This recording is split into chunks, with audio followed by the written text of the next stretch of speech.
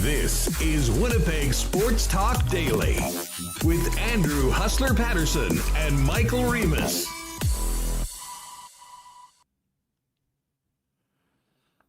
All right, everyone. Think we figured it out. Sorry.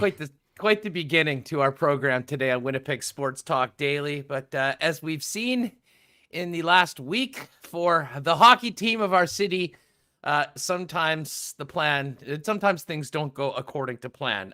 Better late than never. Welcome to Winnipeg Sports Talk Daily, everybody. Awesome to be with you today with a lot to discuss coming out of last night's season-ending loss to the Montreal Canadiens 3-2 in overtime that finished up a quick 4-game sweep in stunning fashion, considering the way the Jets rolled into the second round, sweeping the Edmonton Oilers in the first round. I'm Andrew Paterson.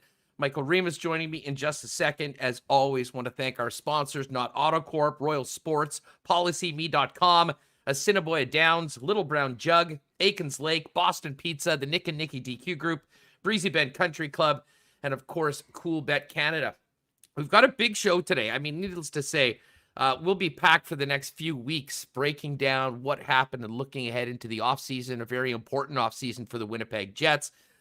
First things first, though, we'll discuss what happened to the Jets in this series against the Montreal Canadiens. A few guys do we love breaking down the game with better than JP Vigier. JP's going to join us in a few minutes. And then more of a big picture discussion on the Jets going into this offseason with Mike McIntyre, a review of the postseason, round number 2. But we'll get to the big questions for this hockey club going forward, management, core players, expansion draft, changes that need to be made, and all of that. Welcome to everybody that's with us live on YouTube right now.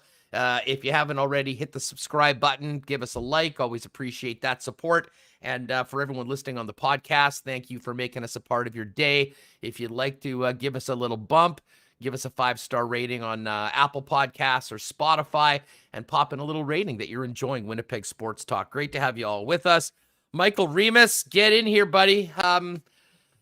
As I said yesterday on the program, it was pretty stunning how things can change in a week. A week ago today, we were getting fired up, ready for the Montreal Canadiens to come to Winnipeg after completing their amazing comeback against the Toronto Maple Leafs.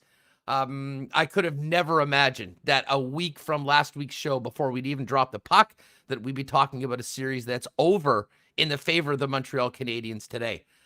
It started off poorly.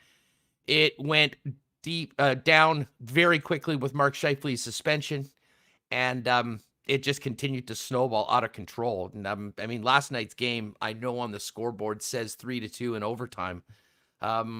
But I mean, I think that was the most lopsided of all 4 games, and none of them were particularly close when it comes to the way the play was made. So, listen, a really disappointing way for the season to end for the Winnipeg Jets. And, I was on with Kenny and Rennie afterwards. I try to avoid doing post-game stuff because unlike the big Jays, like many of you, I can get somewhat hot and emotional after those games. But it was a really fun conversation talking with the guys about that. Feel free to check that out after Winnipeg Sports Talk today.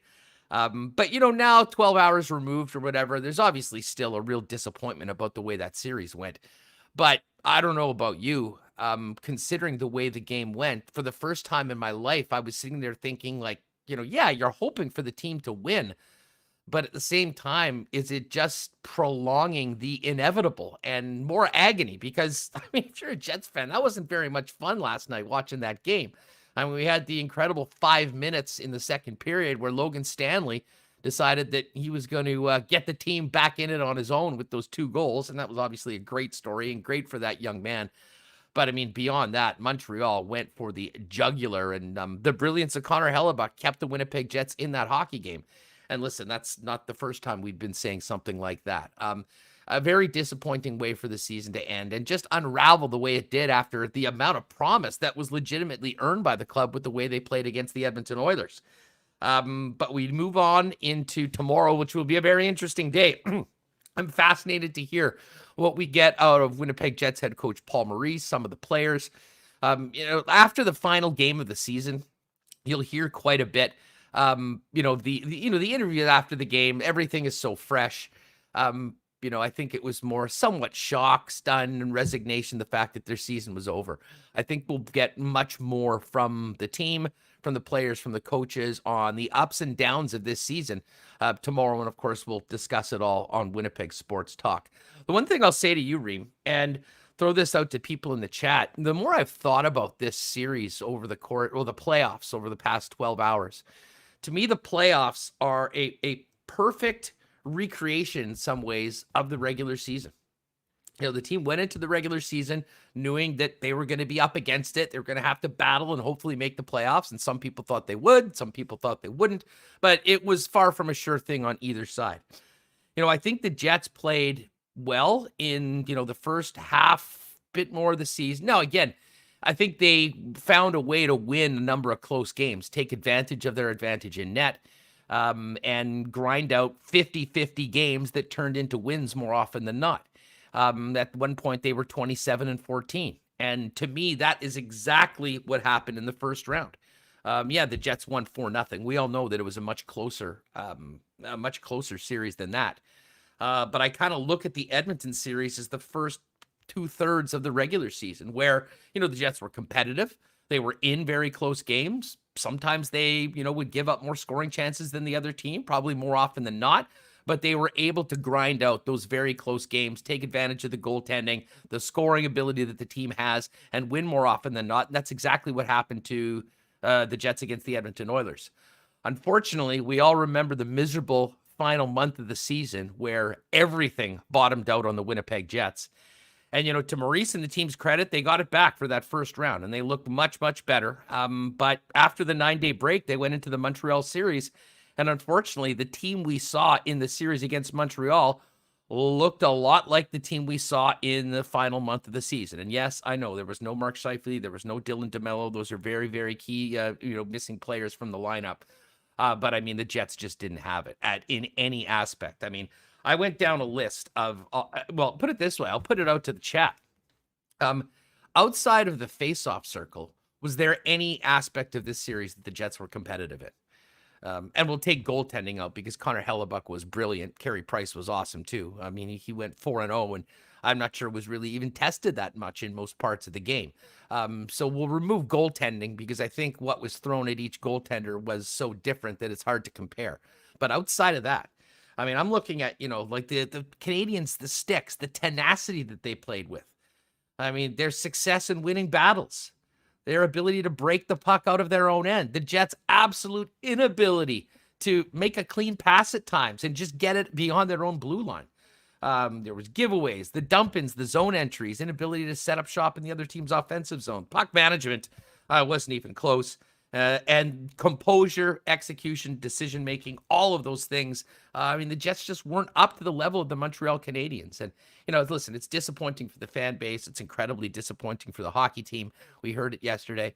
And it certainly leads to some very interesting questions about where this team goes going forward from a management, coaching perspective, and certainly player personnel. There certainly is lots for us to chew on, Remis, over the course of these next weeks and months going into what will be an incredibly interesting offseason for this club and the National Hockey League with an expansion draft, a draft, free agency, all getting going in around a month. Yeah, Huss, how's it going? Sorry for those technical issues off the top. We have it sorted out. We are here. And, someone asked me in the Kenny and Rennie chat, what my reaction was when the Habs scored the overtime winner. I'm going to be honest, at that point, it was kind of relief. We had watched that game. We had watched the other games. And, their advanced hockey stats coming out, people are saying this is the most lopsided series since expected goals was tracked in 2007, 2008. The Jets were not in this in the last two games at all. I mean, the first two games by score were definitely closer. But after watching the last two, the Jets, they couldn't break the puck out. They couldn't get to the net. It just didn't seem like they had the will. So when Montreal finally ended it, first of all, I was happy that it didn't go 3 overtimes of just getting beat up and Hellebuck saving the day, and I didn't have to sit there and subject myself to that. I was also happy that I have a free evening now because, I want to sit here and say, yeah, the Jets could turn around and turn the switch on and be back to being that team that they were against Edmonton. But even, throughout that game, it was pretty clear that they were, as you said, it was much like their season. I mean, they look great against Edmonton, although, it was 3 overtime games that they managed to win the coin flip on. If you want to say overtime game is basically a wash. And then against Montreal, I mean, they couldn't generate any offense. 6 goals in 4 games. You had a number of the top players not putting points on the board. Your goals are coming from Logan Stanley last night with 2, Derek Forbort with another one that's happening. Lowry had the other 2. So it was just a miserable series and a really sad ending to what was an unbelievable experience in the first round. It was so much fun. All the games were awesome, especially during this tough time here in Manitoba where you can't see anyone. I know a lot of people are coming together here in this chat, Illegal Curve chat, Kenny and Rennie chat, and enjoying watching the hockey club. But it was tough. It was tough there, getting through that one. Yeah, it was. Hey, shout out to Samuel22. Sam's a Habs fan. I think has been with us on most days here. Congratulations, Sam. Samuel says there was one thing that the Jets were better that did more of, and that was hits. But there's a reason for that. The Habs always had the puck. So, when you're controlling the puck twice as often as the other team, and you're always chasing the game, you're definitely going to get a few more hits. And it's great to play physical, but at a certain point, you got to get your puck on the stick. And unfortunately for Winnipeg, but credit where credit is due. I mean, we here in Winnipeg will focus on what our team didn't do and what they were unable to do. But first things first, I mean, full credit to the Montreal Canadiens. Now, I know Blake Wheeler, when he was asked about it yesterday, and I think the media was sort of trying to get a little bit of an explanation as to what happened to his club. The captain, didn't want to go there. Maybe we'll hear more about that coming up in tomorrow's media availability. But the first thing that he did, and you could see, I mean, the praise for the Montreal Canadiens and the way they were able to control that series pretty much from game number 1 right till the OT goal last night was very, very impressive. And certainly it was beyond what I thought. And I thought this team, like a lot of people did, was done 4 games into the first round. And yet now they've got some time to rest, recuperate, and get ready for an incredible challenge of either the Colorado Avalanche or the Vegas Golden Knights. Listen, we're going to get to it, break it down with JP Vigier in just a second, and Mike McIntyre coming up a little bit later on. Just before we do that, want to tell you about our newest sponsor, Policy Me. Now, life insurance must be one of the unsexiest purchases you'll ever make of your life, and probably the easiest one to procrastinate on. But make no mistake about it, the financial security of you and your family is incredibly important. And in all likelihood, if you've got any sort of dependents, if you've got a home, this is something that you really need to get. Now, I get it. You probably don't want to go through face-to-face meetings with brokers pushing you in one way or another. You want a quick, easy answer on what you need. You want the best rate, and you want to do it quickly, preferably without much human contact. And that, my friends, is what Policy Me was founded on. Offering affordable rates, roughly 10 to 20% lower than other insurers in Canada. An instant decision where you find out if you're approved for coverage instantly instead of waiting weeks with most other companies. And most people don't require a medical exam. And the best part about it, it's an easy, straightforward process. Traditionally taking weeks, involving confusing paperwork, that is done. No more insurance jargon. It's done around 15 minutes with an easy-to-understand application, all done online. Take care of your family's future. Get it done as quickly and easily and as affordably as has ever been available at PolicyMe.com. Click online at PolicyMe.com. Fill out the questionnaire. You'll get the information back. And please make sure that when they ask you where you heard about Policy Me, tell them that you heard them on the podcast. I also want to give a big shout out to our friends at Royal Sports. I've seen a lot of people rocking the whiteout gear that they were picking up at Royal over the course of the playoffs. Playoffs are over for the Winnipeg Jets, but it's just about Bomber season. Incredible Bombers gear there. Valor FC starting up. Cannot wait for that. And speaking of soccer, Euro 22 is coming, kicking off on Friday. And if you've ever been to Royal before, I mean, just the most incredible selection of soccer jerseys, both national teams and club teams from all around the world. And while you're there, you can check out the bikes, the disc golf, the newly expanded fitness section, more runners than you could possibly imagine. It really is all there at Royal Sports, 650 Rally Nikkei, 750 Pembina Highway. And I think we're getting up past 30 degrees again today. You know what's a good thing to do? Maybe a good way to kind of try and get over the disappointment of the Jets' loss. How about a trip to see our friends at Nick and Nicky DQ? DQ Niverville, DQ Northgate, DQ Polo Park, or DQ St. Anne's. Great sponsors of us from day one, featuring those new drumstick blizzards. And for my money, the most underrated burger in the game, the ultimate grill burger. Pop down, see our friends Nick and Nicky DQ at any of the 4 Nick and Nicky DQ locations in Manitoba. All right, let's talk some puck right now. No one better to break down what did and didn't happen for the Winnipeg Jets than our pal JP Vigier, taking advantage of our time with these rinks closed. And, JP always got some time for us here in Winnipeg Sports Talk. What's going on, Vij? How are you? Oh, I'm good, thank you. What's your blizzard of choice? Sort of makes you think ice cream. The blizzard of choice is undoubtedly the drumstick blizzard.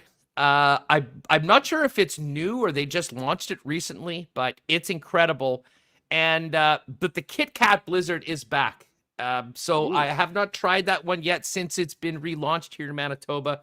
But I think I'll be on a steady diet of drumstick and Kit Kat blizzards for the next little while it's hot. You know what? There's a lot of Jet fans that could probably use a blizzard right now because JP, I'm still sitting here trying to digest and wrap my head around how a week ago today we were talking about the Winnipeg Jets coming off a 4-game sweep of the Edmonton Oilers with a week of rest to get ready and prepare for round 2, and we're sitting here a week, 6 days from the beginning of the series, talking about a 4-game sweep the other way that really was not close at any point in the season. What happened to the Jets? What happened to the Montreal Canadiens, if you ask me? I mean, the way they gave the Winnipeg Jets a dose of what Winnipeg gave to Edmonton. The space that they took away everything that made the Winnipeg Jets good. Their forecheck, their neutral zone speed, and they're able to hold on to the puck. Well, Montreal, I don't remember one game that every time I saw a Jets player, either in the D zone or in the offensive zone, there was 1, 2, sometimes 3 or 4 players around each of the Winnipeg Jets players. I don't know how they did it. I think at times they played with 12 guys on the ice because they were all over the place. It was unbelievable. The Jets couldn't get in the zone and sustain any pressure because of how dominant Montreal was on pressuring the puck. It'd be 1 back checker, 2 back checkers. I don't even remember a time where Nikolai Ehlers maybe once comes through the neutral zone with speed and has options. He's been by himself. Montreal has converged on him with 3 or 4 guys, and he has to flip a high dump in, where Montreal gets the puck and right back out of the zone and down the Winnipeg Jets' throat. It was a masterful performance by the Habs, and I guess from the layman watching this, Vij, I mean, we knew what they were trying to do. We knew what the Jets were trying to do, and listen, I think a lot of people were willing to give maybe a mulligan for game 1. In that, they started off poorly, and Maurice, in some ways, sort of had the self-fulfilling prophecy going into game 1, saying, hey, we've been off for a while. The first 10 minutes might look a little different than the second 10 minutes. And unfortunately, they were down 2-0 after the first 10 minutes and never really got into the series. And then, of course, the incident with Scheifele at the end of the game, which, cannot be overstated, the effect that it has on it. But from a Habs perspective, it seemed like Dominic Ducharme had his game plan. They rolled it out for game number 1. And he just sat back and kept rolling out 4 lines, and they kept doing it, and nothing changed for 4 games in the series. Well, when they score first every time, what do they have to change, right? They stuck to their identity and what has made them good and what has made them believe in this success in the playoffs. They scored first every game. The Jets were behind every game. The Jets at one point had to open up. Montreal took advantage of it and just owned the game from there. And the belief in themselves, right? They've never come down. The interesting part will be, how do they perform now? They're going to have a break, either 5, 6, 7 days now before they face Vegas or Colorado. How do they perform after this long layoff? Do they get a knuckle sandwich as well and, gets whooped in 4? Because that's a possibility. But right now, you can see how momentum changes very quickly. Montreal never had to adjust. Adjust what? They owned the whole place. I found the Jets weren't able to come together as a group, and I felt the Jets felt crippled. And then the star players, unfortunately, weren't the star players. You don't want to hear that, but when you got more goals from Logan Stanley than anyone else on the team in the second round, you're in trouble. JP Vigier with us here on Winnipeg Sports Talk Daily, breaking down last night's loss to the Montreal Canadiens.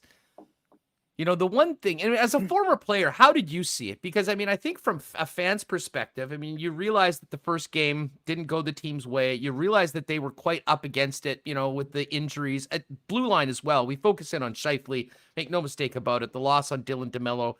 For any of us, you know, that, you know, maybe had diminished his importance to the Winnipeg Jets, we saw it in spades, the difference between round 1 and round 2. But Vij, from a player standpoint, when you're going through, the team gets into, you know, game number 2, they give up that shorthanded goal, but never really generated anything offensively. Were you expecting the Jets to try to do something different, or is it just a matter of hoping that a player can step up and get through what Montreal was doing?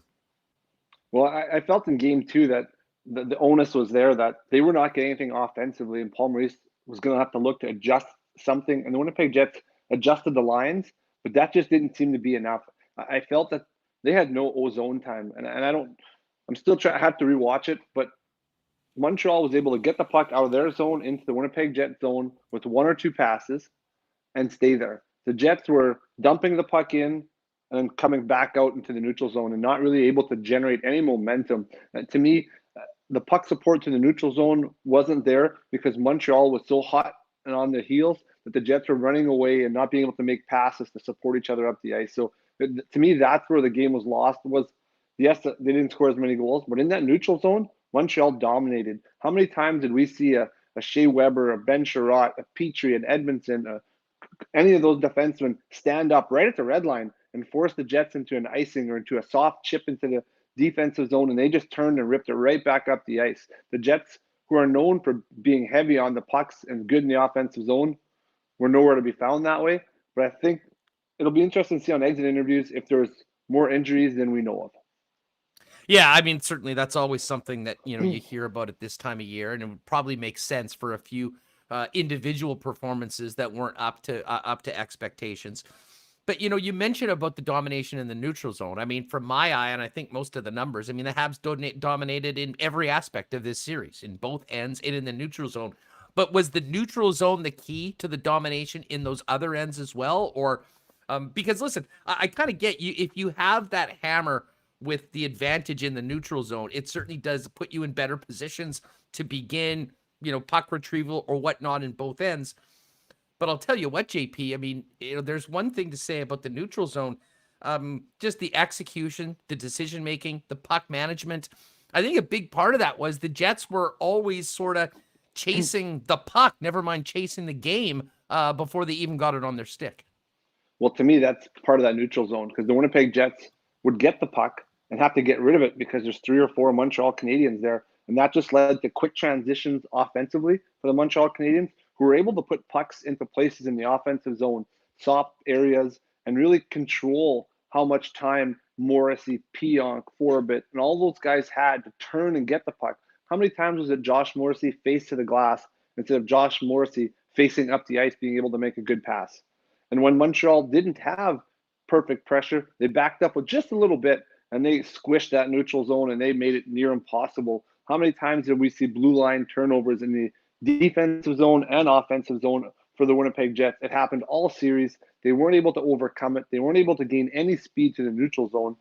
When did we see a flying, you know, Kyle Connor or Nikolai Ehlers in this series? Almost none. Nikolai Ehlers maybe once or twice, but really having to go and regroup all by himself and attack all the way. So I think that was what Montreal did superbly well, and they just believed. Like, belief goes a long way. You know, they had the Jets number. They could see the frustration. They weren't taking extra penalties to give the Jets PP time. They believed in their formula, and their formula didn't have to change because the Jets were never able to juggle the puzzle. They never scored the first goal to make Montreal play from behind. If Montreal would have been down 1-0, well, that changes the whole dynamic of the game because now Montreal's got to open it up eventually if the Jets were to stay patient. But Montreal just stayed patient, capitalized, and you know they're getting contributions from everyone. And well, look at Dallas last year. Who expects them to go to the Stanley Cup Finals? Well, they got contributions from who? You know, all the unsung heroes. Every year, there's a team that has guys that step up in the playoffs, and those are the guys, unfortunately, that go a little bit further than everybody else. Yeah, well, and I think that was what the hope was for the Winnipeg Jets, JP. And I mean, we've talked about, the perceived depth that I honestly believe that is there. I mean, I think we've seen, certainly through the top nine, 3 really good lines this year that have, contributed in big ways at times. And listen, with Mark Scheifele out of the lineup, the Winnipeg Jets needed not a guy, but a lot of guys to really step up. And listen, I think we've given a lot of credit to the Montreal Canadiens for what they didn't allow the Winnipeg Jets to do. But I'd imagine there's a lot of Winnipeg Jets that are lamenting the lack of contributions over the course of that 4-game series because they really needed it to happen. And you're right. I mean, it's hard to look at anyone in that forward group that really sort of stepped up and did what they needed them to do. Yeah, I mean, you can go through the list. Hate to do this, but Blake Wheeler, Kyle Connor, Paul Stastny, Nikolai Ehlers, Pierre-Luc Dubois, Matthew Perreault, Adam Lowry, Andrew Kopp, Mason Appleton, and so on. You can't say one of those guys stuck out to you in any of the games, right? In a positive way to make something happen. And it's unfortunate. Montreal did a fantastic job of nullifying anything the Winnipeg Jets have. To me, that's the key to that whole series. The Jets were able to nullify Connor McDavid and Leon Draisaitl for the most part. Well, they just got that sandwich flipped right on them, and they got all of it for 4 games because Montreal, and the problem, Carey Price. Let's be realistic. He wasn't the difference maker, but he's the difference believer in that Montreal organization, knowing that, hey, if we play this way, Carey Price has got our back, just like Connor Hellebuck does, but they got a little more offensive contributions from unlikely places. Toffoli gets some of the goals, but that so-called fourth line of Armia and company, Perry and them, really, they took it to the Winnipeg Jets in the offensive zone. The offensive grind time they had that we're used to having Adam Lowry do to other teams was a clinic. They were in the game all night. Yeah, I will say Lowry, obviously he scored a couple, and I thought that he, of all the forwards was the guy that, did make a few things happen. But again, I mean, he never played a minute with Kopp and Appleton in the series, and that goes back to, the issues that they had first with the Stastny injury in games 1 and 2, then the absence of Mark Scheifele, and it sort of started off bad and just got worse throughout the series. The biggest difference to me, JP, and I guess maybe this does come back to the forecheck of Montreal and the way they did, but it just seemed like, game composure, puck management, and the ability to make a pass and get the puck out of their own end was night and day different from one series to another. Why did the Jets have such a hard time even getting the puck out of their own end? And seemingly things that were simple and quick and fast in Series 1 were a slog in the second round. Well, I think what Edmonton does is they're a little bit more reckless in their forecheck. When you look at Montreal's forecheck, they are down to a T. If one man goes, they all go.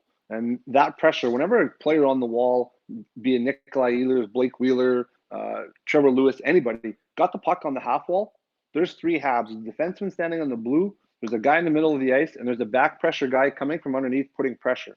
So they had created a perfect trap in the offensive zone, and they just ate that apart. And the Winnipeg Jets, at times got frustrated because they're chasing it. They're trying to create offense, and that started from the D zone, and that's where they got in trouble. A missed pass by a foot or a meter, that's on Montreal's tape, and they're ramming it right back down your throat with more grind time on a best case scenario. The worst case scenario was down your throat and into the net.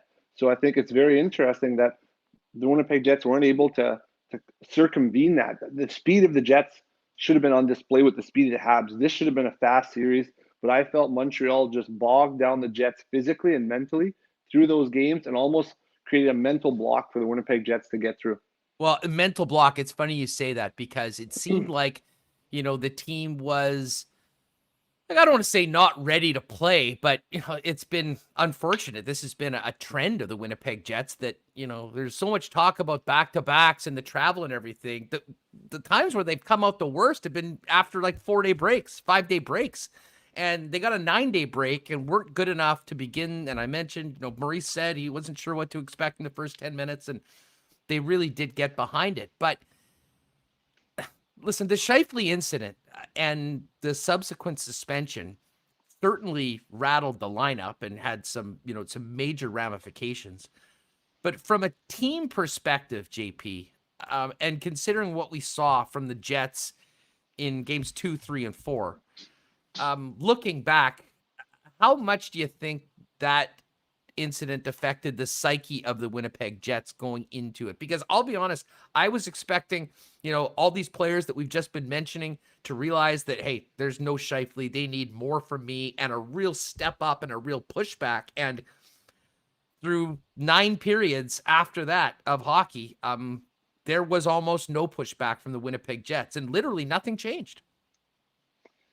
Yeah, the mental block or the freeze that created was really surprising, because the Winnipeg Jets, it's not like they haven't dealt with adversity, right? Nikolai Ehlers being out, Scheifele had been hurt, and there's always been an injury. So they've had that. And I really felt that this year they did a good job of managing that during the season. So I thought, well, this is just another thing for them to go through. But it really just seemed to paralyze them mentally. And I don't know if they were, mentally blocked by that, or were they just in such a funk that Montreal was all over them and not giving them a chance to breathe and get back to their game, that they just never found their rhythm. So to me, it was that. And that paralysis, if Scheifele's out there, yeah, he probably gets a little more offensive going for the Winnipeg Jets. But is he by himself able to turn that series around right now? I have some reservation on saying Scheifele would have been a way different series. Can you say if Mark Scheifele is in the lineup that this series is different right now? Listen, it might still be over. I don't think the games look as ugly and the team as lifeless as they did in the final 3 games. And the reason I say that, JP, is as bad as the start of the game was in game number 1. I think if you look back, that line of Scheifele, Connor, and Wheeler, they had a ton of great opportunities in that game, especially in the second half of that game. And honestly, that's the only time at any point of this series where the Winnipeg Jets had legitimate scoring chances on Carey Price. And, with him gone, no one stepped up. We've talked about the fact that, nothing really changed. I do think that game 2 probably looks very different. And if that's the case, maybe the series looks different. But honestly, after Scheifele was out and we saw what happened in game 2 with absolutely no pushback and the Habs scoring 1 goal and just kind of shutting it down. I mean, honestly, that was the worst, dullest playoff game I think I've ever seen. I don't know about you. You've seen a lot of them, but I've been racking my brain trying to think of one that was even in the ballpark as that one, because there was nothing going on the ice. There was no scoring chances and there was no real threats. And at that point, you realize that Montreal seemed to have, Reynolds described it. It's like a wrestling. They kind of had him in the sleeper hold and they pulled the arm up once, twice, and then boom, it went down. The ref hit the bell on that. I mean, just your thoughts on just the way that all went. Yeah. You would have anticipated some sort of jam or some sort of response after Scheifele goes down. And I couldn't maybe, game 2 is quiet. You watch Tampa play right now and, it's a 6-5 game and you're like, holy, Boston's playing and, there's passion, there's body checks all over the place and it's heavy. The North had been known for a skating division all year. But unfortunately, the Winnipeg Jets seem to forget how to skate and play their game for 9 periods. And unfortunately, that's the series, right? It goes that quickly. It's 3 games in 4 or 5 days. Bang, you're done. And good night, Irene. It's welcome to hockey. Figure it out, right? Like you have a chance to figure it out. Like it just happened so fast. People are like, well, they didn't make any adjustments. What adjustments do you want them to make? I think the only one I would have liked to possibly see is Blake Wheeler in the middle, right? Put him down in the middle, maybe with Ehlers and Kyle Connor to see if you can get those 3 guys going. But I think it just handcuffs the rest of the group, right? And look, Paul Maurice tried everything last night. He had Pierre-Luc Dubois on the 4th line by the end of the game. He was almost on every line all night, and nothing seemed to click. There was no chemistry. The passes were off. Montreal was on the stick on everything. Hats off to them, but I'm not sure where you go because now it's an interesting offseason with free agents and contracts to figure out. Well, no doubt about it. And let's get into Dubois because listen, I think I was waiting for you on this one. I think there was a lot of patience for Pierre-Luc Dubois. I think people knew that he came into a kind of a unique situation. He had to do the 14-day quarantine. Took a little while to acclimatize him to Winnipeg and all that. He didn't score in the last 24 games of the season. And especially JP, when Scheifele got himself suspended, That was the moment for Pierre-Luc Dubois. This team needed him. That was the reason why they traded for him. This is Mr. Playoff PLD. Well, let's go. This is the time. Here you go. Number one center, Kyle Connor, Blake Wheeler. Was time to go. And, listen, fair or unfair, I think that he could have erased a lot of the impatience that was coming with some strong performances, and the regular season would have meant nothing. But at the same time, the stakes were so much higher that when you come up small in that situation, the spotlight gets brighter and the questions get a lot tougher. Can you make any sense of what we saw and didn't see from Pierre-Luc Dubois? And listen, maybe he's injured or something like that, and we'll find that out tomorrow. But assuming that everything's on the surface, hard to imagine a more disappointing series and end to the year for a guy that the Jets traded a massive amount of capital to acquire.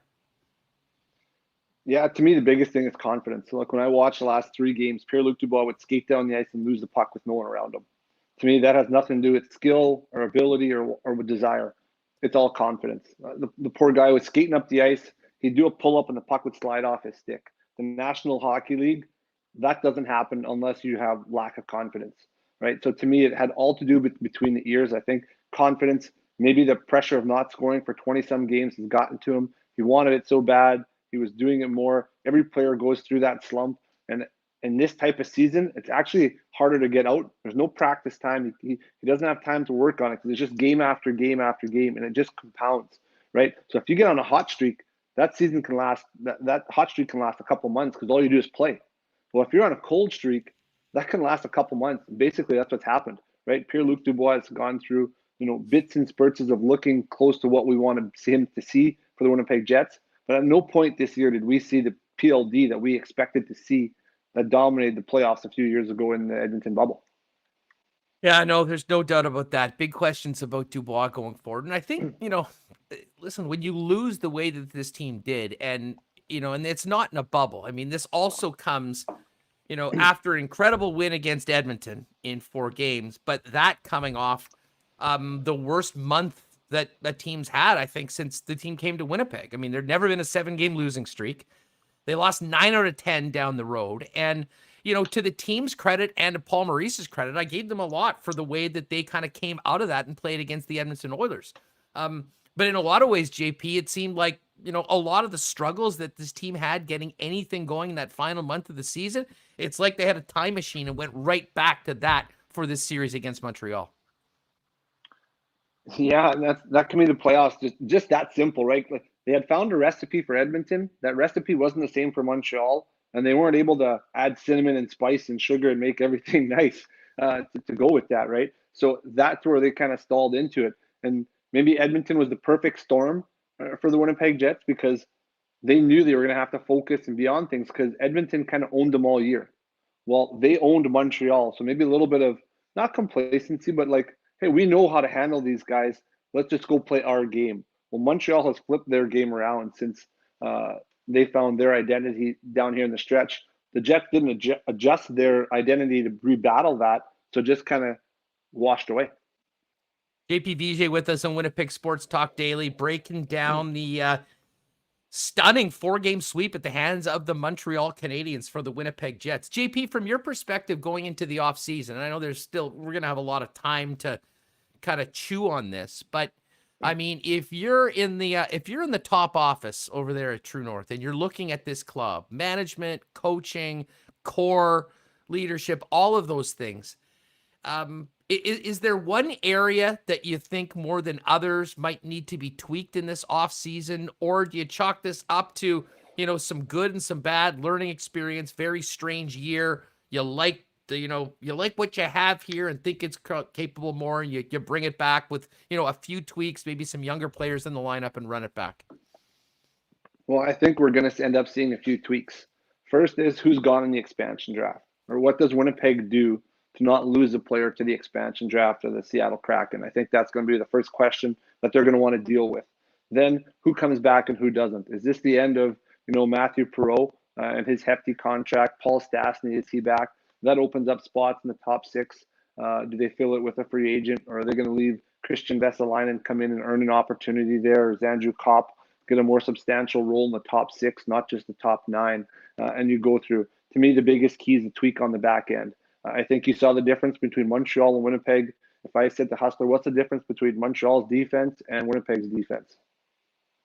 Well, they're big. They box out. They play 25 minutes a night. They don't let you get in front of the net, and they win battles consistently. And they seem to make a pretty good pass and are able to get the puck out of their own end. Does that summarize it well enough? I think pretty close. Yeah, I wasn't looking for that long of a list, but sure. I was just thinking big, nasty, and in the way. But exactly. So I think to me, that's where the Winnipeg Jets look to adjust. I understand they want to have their skating guys, their DeMello, their Pionks, their Josh Morrissey. If you can add a big, nasty other player like Derek Forbett, who, really quietly had a fantastic season for the Winnipeg Jets as a number 3, 4, 5D. Don't expect him to score, but help him box out. Someone to play along with a Logan Stanley, someone who's big, who's mean, almost like a Ben Sherratt, right? Like who can come in, play physical, and put some culture into that back end, put some oomph into that pizzazz, just life. You lose a lot of guys, but if you look at the guys they've lost, and I hate doing this, but Byfuglien, Trouba, and Myers, all good, big, strong players, but they brought a little bit of oomph and pizzazz to the D-core. I found the D-core was good, but very vanilla, right? Like you bring some personality in there. You look at all the top teams that have won. They have personality on their back end and offensively. What's the identity of that? What's the identity of the Winnipeg Jets D-core right now, if I asked you, Huss? The identity is hanging on for dear life. That's the identity. Yeah, right. Right. Like they have good puck movers. They're not overly physical. They're in the way. So you need a guy to kind of, and this is going to be hard to find. You're not finding a game changer on the back end unless you're making another trade, right? They don't grow on trees. It's not something you can just go and pluck out of a tree and say, pull someone out of retirement and say, hey, here you go. Here's $5 million. Let's go play, right? Scott Niedermayer's not coming out of retirement and so on. Neither is Dustin Byfuglien. So how do you find that? How do you do that? That's going to be the key for I think, the Winnipeg Jets and Kevin Shovel-Dayoff is just to spice up the back end. Offensively, they can roll. They have young guys coming in that can kind of fill in. You get that. Find another Tyler Toffoli on a cheap contract.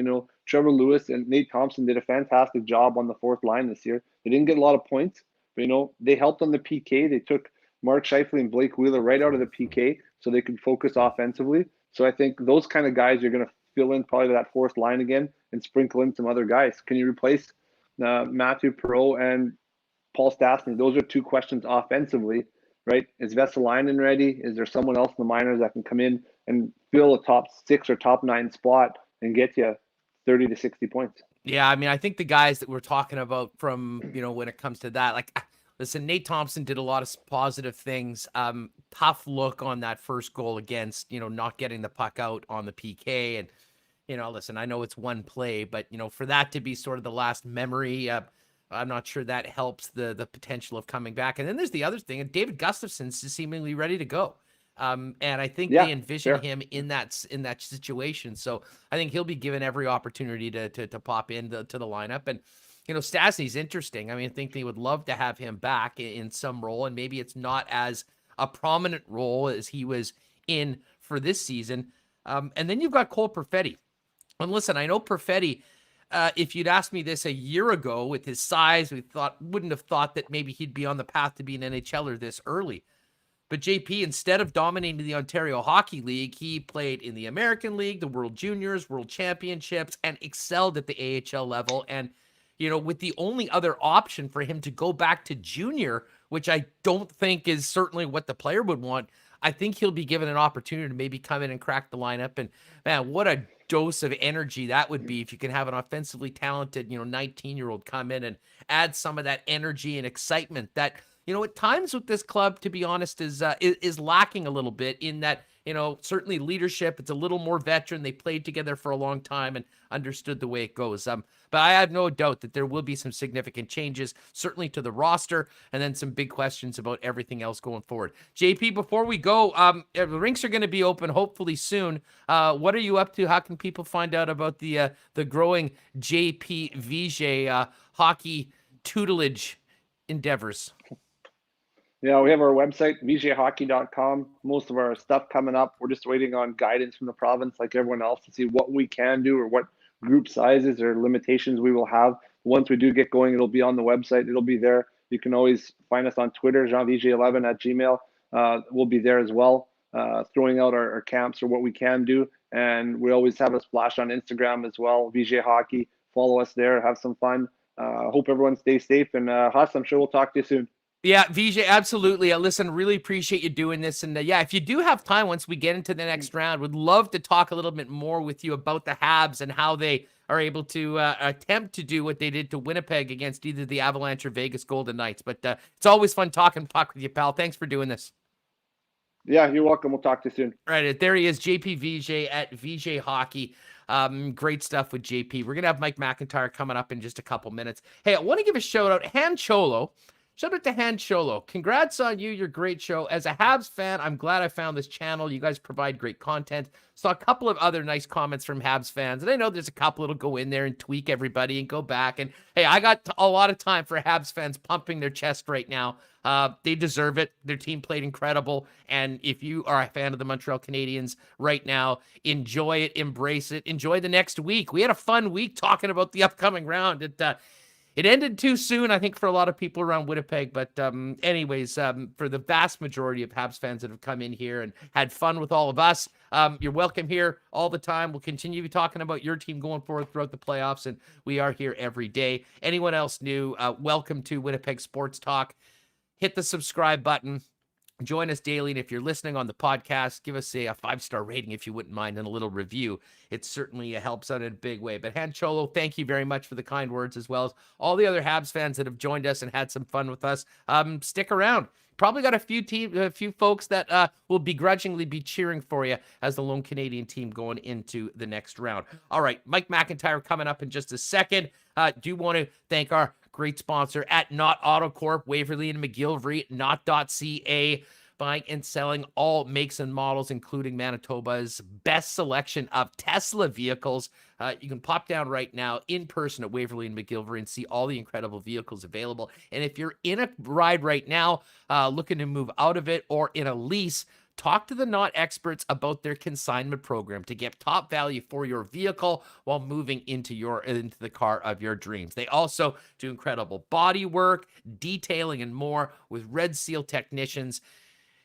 Whatever you need, our friends at Not Autocorp have you covered. Why not? Not.ca and at Waverly and McGillivray. And here we are. It was a sad end, but cheers to a great season for the Winnipeg Jets. Yes, if we're doing any cheersing coming up this week, it will be with some of the great Little Brown Jug products, including the delicious new summer lager, a little bit better, as well as the Hefeweizen. You can get those all in the summer pack, as well as the flagship 1919 product. And you want to know how you do it? You don't even need to leave the house. Go to the new relaunched website, littlebrownjug.ca. Incredible merch too, but they've made buying beer even easier before, and they do daily runs of home delivery. So throughout the pandemic, you don't even need to leave the house. Stay inside. Stay hydrated with their friends at Little Brown Jug. And of course, Breezy Bend, still wrapping our heads around the craziness of the end of the tournament on the weekend with John Rahm getting popped out for COVID. Rahm Watch is on right now going into next week's U.S. Open. He's going to be out of quarantine the day before the tournament begins. He'll presumably get in one practice round and then be going. We'll have plenty of golf reports daily here on Winnipeg Sports Talk for our friends at Breezy. And if you're thinking about a great golfing home for you and your family for next year, give them a buzz. The waiting list is growing for next season for Winnipeg's and Manitoba's most popular social golf clubs for you and the entire family. breezybend.ca. All right, we've got lots to digest about this series, the end of the year for the Winnipeg Jets, and it's always a pleasure to bring in our guy, Mike McIntyre from the Winnipeg Free Press, to make some sense of all of it. Mike, what's going on? I will admit, I am somewhat stunned that we are talking about a series that is over already when you consider the excitement that I think everybody had going into game number 1 last Wednesday night here in Winnipeg. How do you see this? I mean, was this just a masterpiece of the Montreal Canadiens? Did the Jets come up incredibly small when they needed people to step up, or is the truth somewhere in the middle? I'm stunned that we are actually, maybe I'm not as stunned if you'd asked me this after game 2, the way the series was going. But let's face it, going into this series, a 4-game sweep for Montreal seemed almost inconceivable, the way the Jets were kind of rolling coming out of game 1. Is this all on the great play of the Habs? Was it the Jets just, not being anywhere close to the team they were before, or is it somewhere in the middle? Yeah, I think the truth is somewhere in the middle. You have to tip your hat to the Montreal Canadiens and the job that they've done. I mean, this is a team that really was a goal away from facing a 4-1 elimination if they don't win game 5 in overtime, game 6 in overtime. Like, they're not even here, of course. They have shown just a tremendous resolve and real attention to detail, especially on the defensive end. That is a team that is all pulling in the same, the kind of hockey you need to play this time of year to be successful. That being said, the Jets made this way more difficult than it should have been. And you talked about some of the high-end guys not showing up. I mean, you could run down the list. Fact is, Huss, when you only score 6 goals in 4 games, and 5 of them are off the stick of Logan Stanley, Adam Lowry, and Derek Forbort, like, you've dug yourself a significant hole. I mean, everything from the power play coming up empty and, in fact, costing them, with a couple of shorties against. Just everything seemed to go wrong in this series. And it's so hard to fathom, right? Because everything seemed to go right in round 1. How do you have such a diversity in the way that this team looks and plays in such a short period of time? It really is mind-boggling. And in a way, it kind of sums up the season that was, the year that was.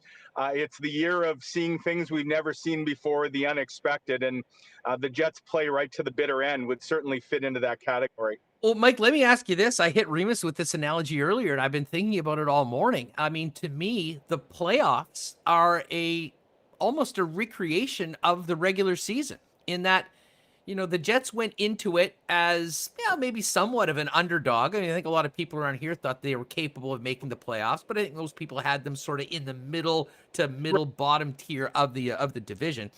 And you look at what the Jets did coming out of the gate. I mean, they played a style of hockey where, often they were outchanced, but they played in very close games.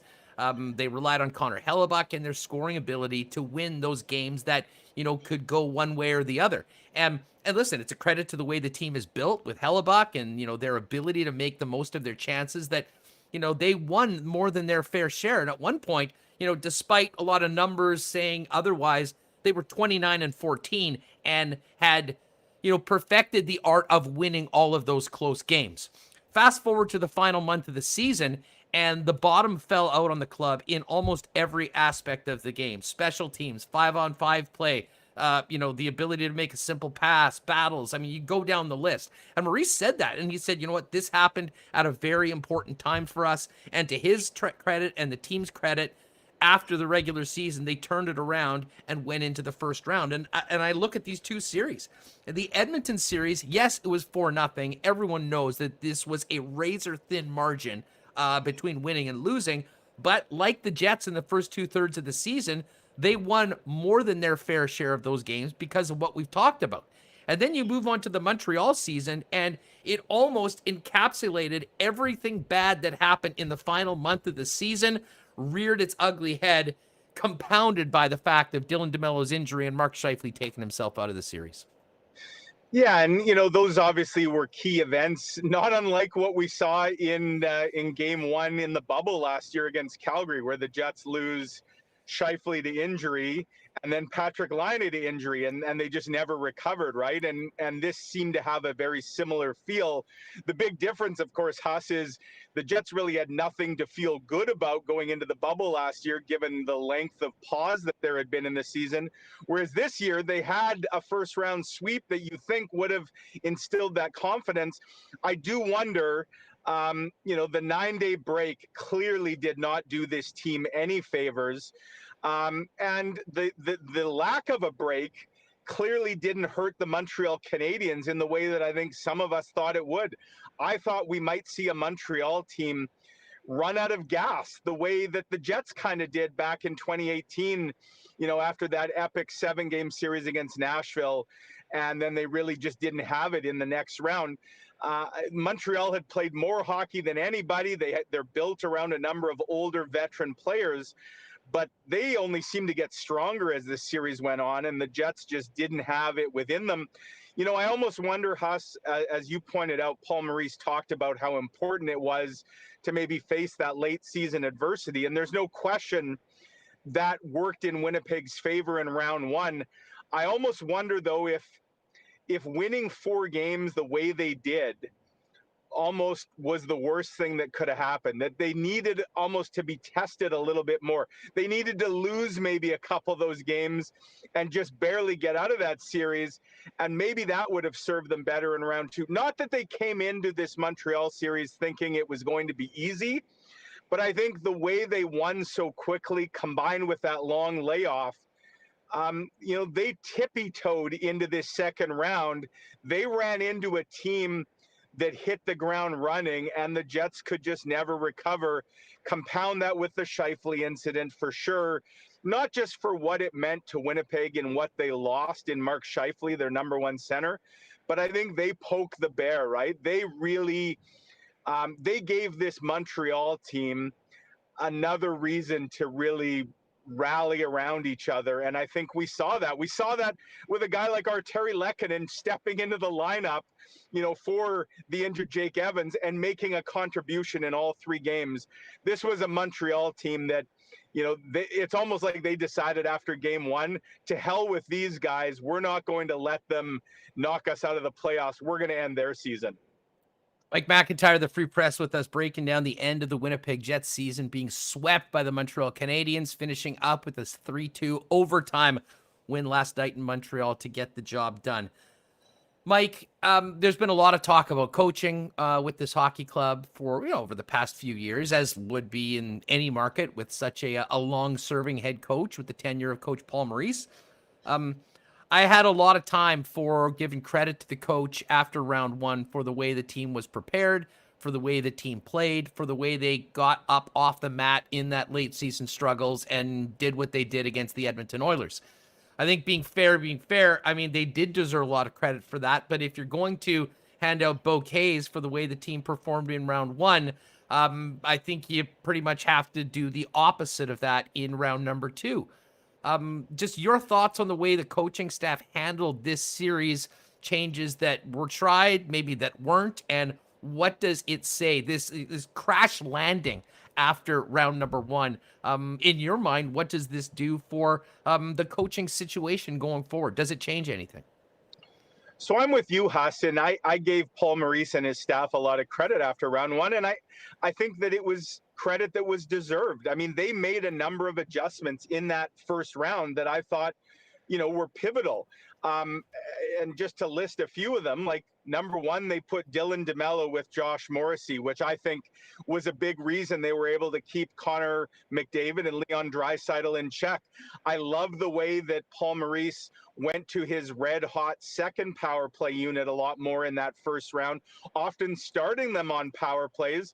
And look no further than that epic comeback in Game 3, where it was that second power play unit with the likes of Pro and Ehlers that got that rally going with a couple big goals, right?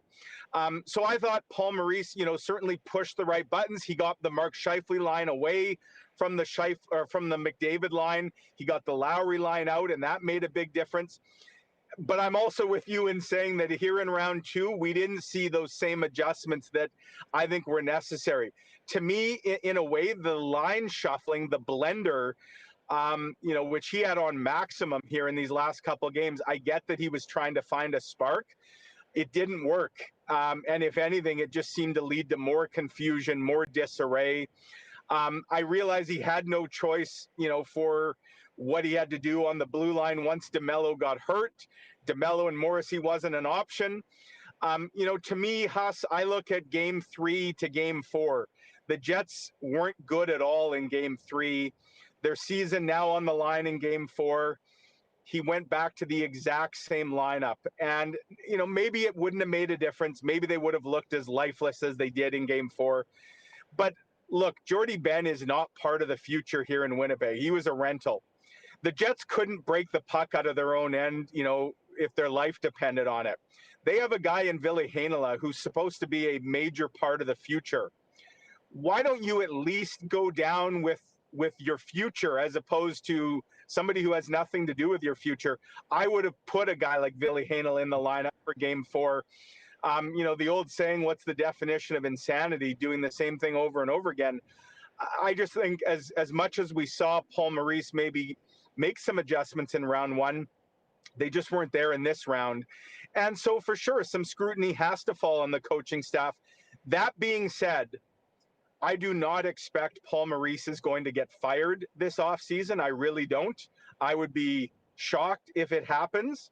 I think the Jets will they will see enough maybe signs here. This team hasn't quit on the coach. The message, I don't think, has grown stale. And I think they'll look at some of the circumstances, whether it's the Scheifele suspension or the DeMello injury, or just the unique aspect of a season that saw them only play the same 6 opponents all year. I think there's enough to say that they'll bring back Paul Maurice. Maybe the leash is a little bit shorter for next season, but I fully expect he's behind the bench to start the year.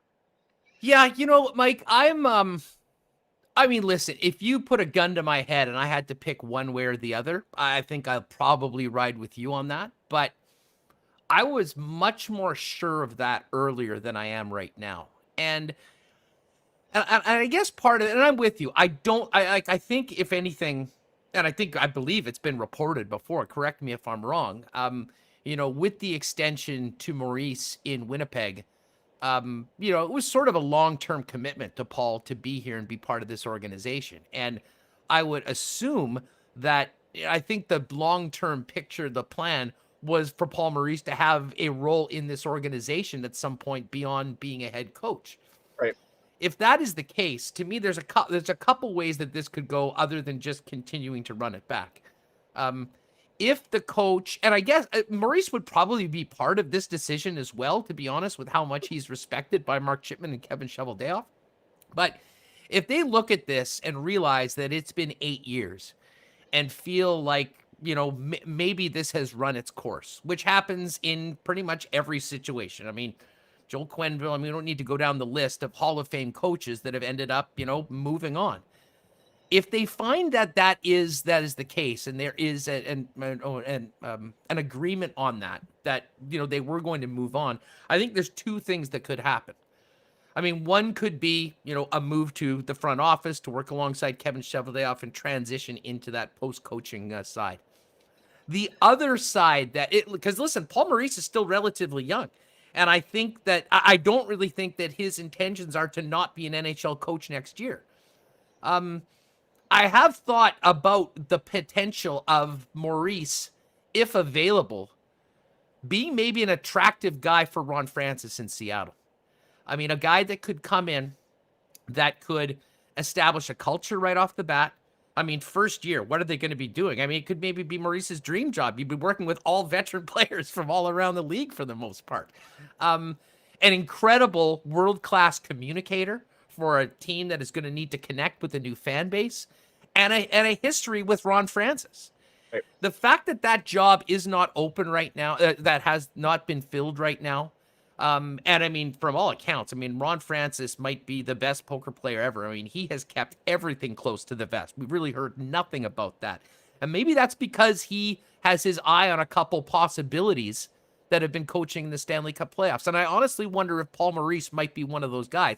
And if that option was there, would that be something that the Winnipeg Jets might say, you know what, would be good for, it might be good for both sides to move on in that way. What do you think about that potential possibility? Yeah, there were some Maurice Seattle whispers a year ago, if you'll recall. There was some talk in, last summer, last offseason in that direction. And the extension, I think, put that to bed, or at least the thinking was it put that talk to bed. But of course, here we are now all these months later, and the Kraken still don't have a coach. There's a number of big names out there for sure, whether it's Gerard Gallant, who, of course, his stock has risen. Not that it maybe needed to rise, because he's a renowned coach as well. But certainly the double IHF World Championship performance by Canada has him probably in hot demand. You know, Bruce Boudreau's another name. I just wonder, Huss, if you're True North, and Paul Maurice, I believe, has 2 years left under his current deal here in Winnipeg. So we know that they're an extremely loyal organization. You know, would they pay Paul Maurice to not be the coach of the Winnipeg Jets? And if they're not having Paul Maurice be the coach, who are they bringing in? If you're just replacing him with somebody in-house, whether it's Pascal Vincent or Dave Lowry or something like that, I mean, to me, I don't see that happening. I think the only way you're making a move is if you're bringing in a big name that likely is commanding a pretty big ticket. And I just don't necessarily see that happening here. I really don't. But again, you know, it has been a long time. Paul Maurice is the most tenured coach in the NHL, other than the reigning Stanley Cup champion in Tampa Bay, and John Cooper. Nobody has been at the helm longer. And every coach, even the greatest of all time, ultimately have a shelf life. I think Paul Maurice has probably extended his shelf life a little bit, you know, based on a first round sweep of Edmonton. But I have all the time in the world for those that say, you know what, that was more a product of some luck, great goaltending. That's not so much the coach. That's some other factors. So yeah, I mean, I guess put me in the category of anything can happen. I would just be surprised if by October, when the next season gets underway, if it's not Paul Maurice behind the bench. Yeah, and again, and we're just, you know, we are speaking and speculating about some situations in the league. I mean, as far as paying him not to coach here, I mean, I guess the premise of what I'm speaking about is that, you know, there'd be some things working behind the scenes that know that was an option. And at a certain point, the Winnipeg Jets and Paul Maurice would shake hands, say, hey, you know what, when this is over, we'd love to have you back at some point when you're finished coaching. Hey, he loves Winnipeg. He's made it his home. Family's here. I mean, I absolutely think that Paul Maurice, if this sort of thing happened, would have every opportunity if he wanted to come back and be part of this organization, as long as it's owned by True North and Mark Chipman and going forward, and that would be down the road.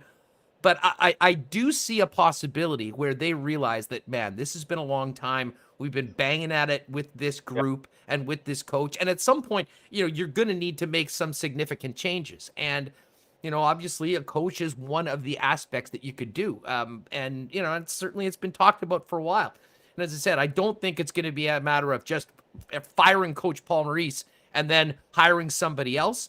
But I do think the fact that Seattle's out there without a coach right now, with the way this season went, I would say that there's a possibility to make that happen. And that would sort of be, I think, if the Jets figured that the time has run out and they would like to go a different direction, it would give them the opportunity to do that without eating a contract for another couple years, giving Paul Maurice an amazing opportunity to continue his coaching career and then move forward in a bit of a different direction. Because I will say this, Mike, I'm sure you're in agreement to this.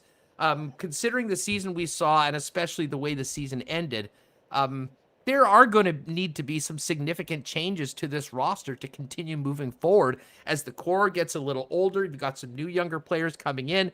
And at the same point, for players that have been here for so long and probably will be here going forward, at what point do they consider a new voice, as much as Paul Maurice has incredibly respected by everybody that's in a decision-making role at the arena downtown? Well, you're right. And, you know, Huss, I think we're past the point here in Winnipeg of the just happy to have a team back mentality among the majority of the fan base. There will always be people out there that, you know, win or lose, they'll support the Jets, you know, no matter what. They'll buy tickets, they'll buy merchandise. But there's no question, and we're living in a different world now, right? And we don't even know what the world's going to look like sort of post-pandemic as society returns to normal, or as close to normal as we're going to get. And that includes things like filling Bell MTS Place every night, 15,000 plus. I don't think anybody can take that for granted anymore. And just having the NHL back in Winnipeg, as great as that is, that alone isn't going to sell tickets. You need to win, and so for sure. I mean, the pressure to keep putting out a product that fans are going to pay to see and pay big money.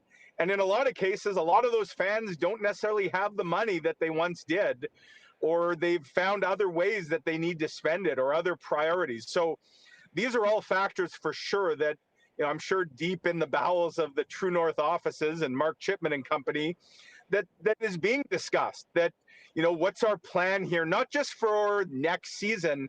What's our 3-year plan? What's our 5-year plan? What's our 10-year plan?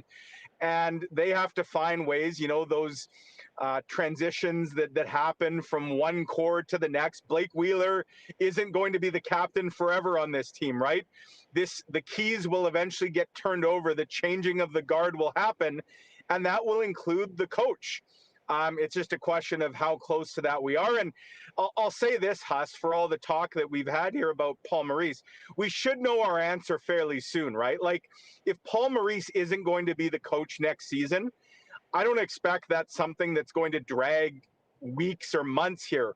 We should find out very quickly, because I think that's the sort of thing you would act, fairly hastily on, because you'd want to get your ducks in a row on that front as early as possible. As far as, listen, we'll have plenty of time to get into expansion draft discussions and free agency and whatnot, but just a simple question. We'll leave coaching out of it. If the Jets are going to tweak their core at all, what's the most likely move? Is there one player of the core Jets, if you will, that would be most likely to potentially be available? And what's priority number one when adding to this Winnipeg Jets hockey club if you do have to, make another significant move like the one they made with Columbus earlier this year? Right. I'm not saying that they're going to trade him at all, so let me preface it with that. But I think if you're looking at a core piece that would have significant value, that if you're really looking to do a shakeup and get something significant back, you have to look at Kyle Connor. He has a contract that I think is very tradable for the production that he provides. And as much as Kyle Connor, he can score really like nobody else on this team. We saw in the playoffs, certainly in the Montreal series, that there remain some flaws to his game. He's not a perfect hockey player. Really, nobody is. But, I think if the Jets are going to take a big swing, let's say for a number one defenseman, if that remains something that they're looking at, and those don't just fall off trees or land in your lap, right? Like, so do they revisit something with Kyle Connor? And we know that there were teams inquiring about Kyle Connor a year ago. And those talks sort of went quiet, but did they pick up? I think we know there's also been talk in the past about Nikolai Ehlers. To me, Nikolai Ehlers not happening. No, you don't trade. Nikolai Ehlers is a player that should be here for life. And again, he's got a great contract for what he provides. He was one of the few forwards, I thought, certainly of the core. He was maybe the only forward out of the core. If you want to include Adam Lowry in that core, then I would say Lowry showed up as well. But Nikolai Ehlers had a lot of jump last night. I can't say the same about most of the other guys. So, yeah, I mean, to me, Kyle Connor is a name that, is probably going to come up again. And again, I say I'm not saying he gets traded. I'm saying if you're looking to take a big swing, he's a guy for sure that you maybe explore in that department. If you were considering that, though, is the swing to add a significant top pairing piece on the blue line? Yeah, I think it has to be for sure. I mean, unfortunately, Huss, we didn't get to see Ville Heinola much at all this season, and we certainly didn't get to see Dylan Samberg at all.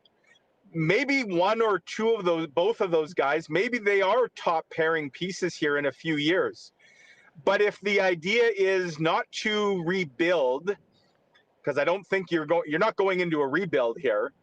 If the idea is to try and retool on the fly or reload, I don't know that you're waiting for Sandberg and Heinola to, because if you are, that's a few years away, likely, them being a top pairing impact player at this level.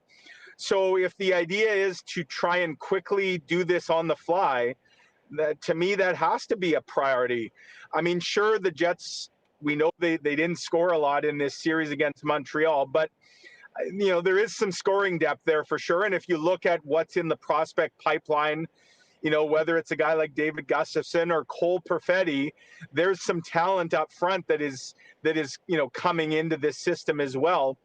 But for sure, I mean, the defensive side and a number one kind of impact guy, I think has to be something that they are taking a long look at. And that's where a guy like Kyle Connor might be in the conversation. Mike, I got to ask about Pierre-Luc Dubois. Talked about his performance with JP Vigier a little earlier, and just to reset for people that have popped in before. I mean, listen, it was a weird year for him. Traded for the first time, 14-day quarantine, new team, working around with multiple different line mates, trying to find a fit throughout the season that didn't really work. I think there was a lot of patience for Pierre-Luc Dubois from the fan base, and I think certainly from the hockey club. The Mark Scheifele suspension was the opportunity for Dubois to step up and really show that, he's capable of being a guy that can take over playoff games like we've seen in the past. The exact reason why he was acquired by the Winnipeg Jets, Mike. To see him fall from the number one center to a fourth-line winger over the course of a 4-game series, I'd say was stunning, but it wasn't really if you saw the way he was playing going forward. I mean, how can you even make sense of the season Pierre-Luc Dubois had and where he is right now? Is this just a straight-up mulligan season, and he's got to come back with a clean slate and start from scratch next year? Absolutely, it's a mulligan, or I'm willing to give him a mulligan on this one.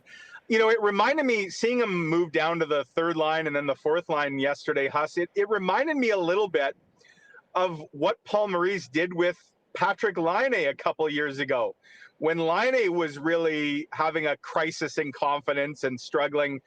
I remember at one point, Patrick Laine was moved down to play with Adam Lowry, and I believe it was Andrew Kopp at the time, in an attempt to maybe just get back to some of the basics. Don't worry about the scoring so much. I actually thought Dubois, he played a couple of shifts with Lewis and Thompson, and I thought he looked pretty good on that line, in a very different role. I think we forget this kid is 22. And for those already, wanting to just completely write him off, I would encourage folks to go back 6 years, go watch some video of a 22-year-old Mark Scheifele and what he looked like at times 6 seasons ago with the Jets. There were flashes for sure of his potential, but he was far from the complete player that we now know he is. And even now, people will still pick apart parts of Mark Scheifele's game. That being said, this was a bizarre year. 2 weeks of quarantine, changing teams in a different country during a pandemic. Not one, but 2 different injuries, possibly 3, Huss. We'll maybe find out a bit tomorrow on garbage bag day for the Jets, whether or not he's been battling something. And it wouldn't surprise me to hear maybe he's got something else going on injury-wise. But yeah, it was frustrating for sure. It was disappointing, but I'm not ready to write Pierre-Luc Dubois off. And I think there's probably nobody happier to kind of see the offseason and the chance for a complete reset than Pierre-Luc Dubois. And I'll give him a lot of rope when the team returns in the fall to see what he can do with a full training camp and a full summer kind of under his belt. Mike, tomorrow, garbage bag cleanup day. The team will meet the media. We'll hear from the coach, GM, players. What about tomorrow? I mean, what are you going to be like? What are you hoping to hear tomorrow from the Winnipeg Jets? What's the topic? And maybe even we'll take it from here up and through the next 2 or 3 weeks. I mean, what are you looking at next for the Winnipeg Jets, considering what just happened against the Habs? Well, there's a lot of decisions that are going to have to be made, from who's being exposed in the expansion draft to who potentially of their own UFAs are they looking at bringing back. And we know, there's a few significant names, right? Tucker Poolman on the blue line for sure. And, up front, you've got Paul Stastny and Matthew Perreault. Like, are any of those guys potentially coming back, and at what price?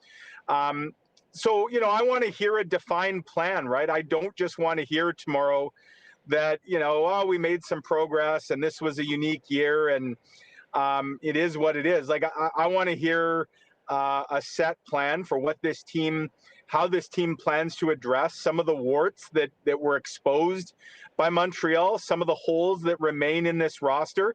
Obviously, that's not so much on the players to deal with that. That's more the GM and the coach. But yeah, I mean, I think fans, again, going back to what I said earlier, we're past the point of just happy to have a team here. Fans want to hear that there is a solid plan in place to get this team back to being a true contender. Because I think what these last couple of weeks showed us is that this team, they may have fooled us a little bit by that first round sweep of Edmonton. They aren't nearly the contender that maybe we thought they were. They were more of a pretender this year. And, if we're bringing back most of this core, a very high-priced core, what's going to be done to fill some of those holes so that the team that hits the ice in the fall is ready to be a contender? Mike, it's funny, just on the way out, if you had told me and most Jet fans at the beginning of the season that the team would make the playoffs, that they would sweep the Edmonton Oilers as underdogs in round number 1 and, get as far as the second round, I think 90+% of Jet fans would have taken that in a heartbeat. Right. And big picture, I think with some time away, I think we'll probably look back and see some big, steps forward for younger players. But it does speak to recency bias and what have you done for me lately nature of pro sports, in that given all of that, it still feels so disappointing seeing the team lose, but probably it's the way that they lost that is really sticking in, and I think probably impactful inside the walls of True North as well. No, you're right. And some perspective, which is hard to do in the immediate aftermath, is important. That, most of the people that are doing the hand wringing or the bandwagon jumping off right now are probably people that, if you go back to the beginning of January, didn't even have the Jets pegged as a playoff team. And so for sure, recency bias, or, a victim of, they moved their own goalposts here, right, during the year, that they increased their very low expectations as a result of some success that maybe a lot didn't expect them to have. And once they knocked Edmonton out and suddenly had a home ice advantage, there was a golden opportunity staring them in the face. And that door, as quickly as it kind of opened, got slammed shut in their face. And no doubt it stings right now. But for sure, with some time will come some perspective. And it's not all gloom and doom, certainly not. There are some really good pieces on this team, and there are some really good pieces in the pipeline, that should provide some optimism and some hope that this is not the end of the good sort of run here, that there's still a lot of reason to believe that this team can do some pretty special things here going forward.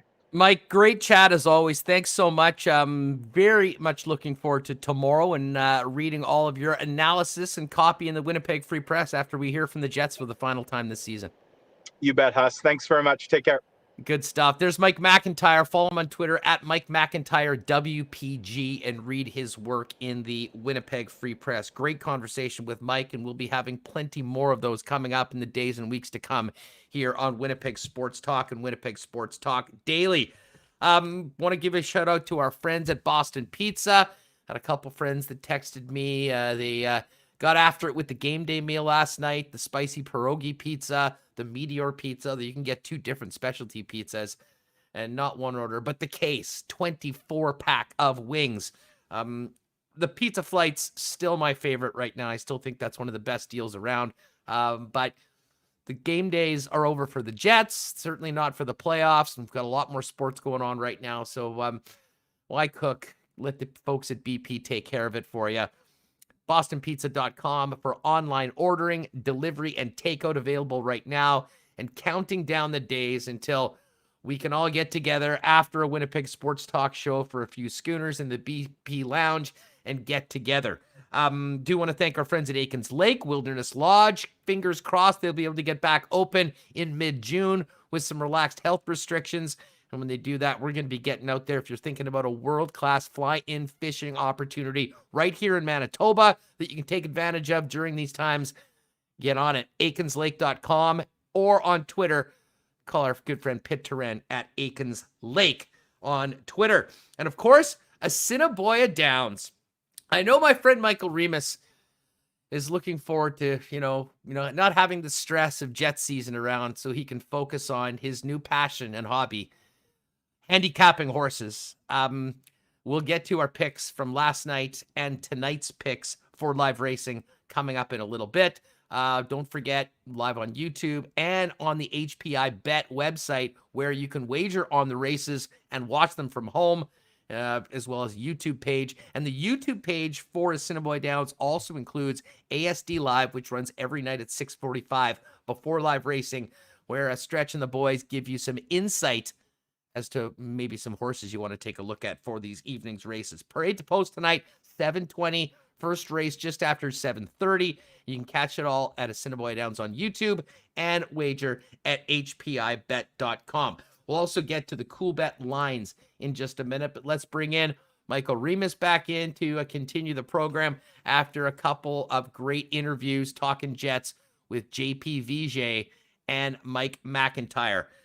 Remo, what'd you think? We hit a lot of topics on the actual series with JP, and now we move on to the off season and the aftermath of this series with Mike McIntyre. It's amazing, the ups and downs of this series. The season really, as we said, sort of encapsulated by the first and the second round. And now we move on to this offseason with some major questions about returning players, coaching and management going forward, as well as the core of this team after a disappointing end to a season. But I do think that, when you step back and remove yourself from just how ugly those 4 games against Montreal was, certainly some steps forward for the Jets and some particular players on the squad.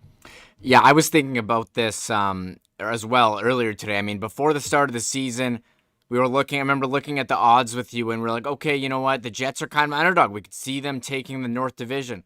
Well, I mean, if you look at it from the outside, from a big perspective, they won a playoff round in a sweep. They had a chance to win the North Division, title in the playoffs, not the regular season title. And they fell short. So, they won a playoff round, I think, and in that terms, it was a success. I think, when you look at the season, on a more micro level, there are a lot of failures. That 9-game losing streak. I think the overall play at the beginning, they did win a lot of games, but you could tell that the wheels were going to not fall off, but the way that they were playing, they're giving up too many shots and just relying so much on Connor Hellebuck. Now, they got into that series against Edmonton. They won 3 games in overtime. I'm not sure how sustainable that is. They also, were more often than not on the wrong end of shot attempts. And then you get into the Montreal series where they weren't even in the same league as the Canadiens. I know you lost Scheifele. I think the DeMello injury hurt. Overall, it was definitely a successful season, but having that crash landing at the end just made it very disappointing and made you realize, this team has a lot of the same problems. And I know you talked about this yesterday on Kenny and Rennie. It just felt a lot like 2019, where you're in a must-win elimination game and you don't even bother showing up. And that's what it was in 2019 in St. Louis in Game 6. I think only Bufflin, wasn't he the only guy who really... I forget who. There was a couple guys. Either way, these last 2 games, they got blown out. I don't care, what the score was last night in overtime. It was tough to watch. And by the end, you're like, thank you for putting me out of my misery. I have a free evening on Wednesday, and maybe I can finally get a walk-in or something. I agree with you on that. And as I said, it was the stunning nature of the way the series against Montreal went that I think was so disappointing. And I'm as optimistic as anyone. I'm a very positive person, and I'll be the one that'll be saying, "Hey, should we live bet down 2 goals? Maybe they can come back." It wasn't like that last night, and even getting into OT. I mean, I think every fan desperately wanted the team to win, and still maintain some hope. But there was in some respects, I think from a fan perspective, some relief of being put out of one's misery when that OT goal went in because of just how lopsided. It'd be very different if the team was battling so hard and it was a legitimately close game and it gave you something to believe in going forward. But there wasn't a lot of that last night, except of course for the brilliance of Connor Hellebuck, who every Jet fan can, I think, be excited about knowing that he's going to be back in the net for game 1 next season and gives you a chance to win every single night. Remo, where are you at? I mean, I brought up a little bit of a theory or a thought with Mike about the future of Maurice. And as I said, I don't believe for a second that the Jets would just make a decision to go and fire Coach Maurice. But you do wonder if maybe on both sides, they sort of feel like maybe this has run its course, considering some interesting opportunities in the National Hockey League that could be available to a guy like Paul Maurice. I mean, are you here for that conversation that maybe something happens a little untraditional as far as coaches just being fired and hired again? Potentially a mutual understanding that, if an opportunity like the Seattle Kraken were there for Paul Maurice, it might be in the best interest of both sides? I think you have to have that conversation. I mean, you look at pro sports, unless you're having Bill Belichick level of success, not a lot of coaches stick around for that long. I love Paul Maurice. I love hearing him speak to the media. We had him on here. Great guy. But you look at the track record of success. They had the one season. I just feel like we've seen a lot of the same issues go on over the last couple seasons, 2019 and this year.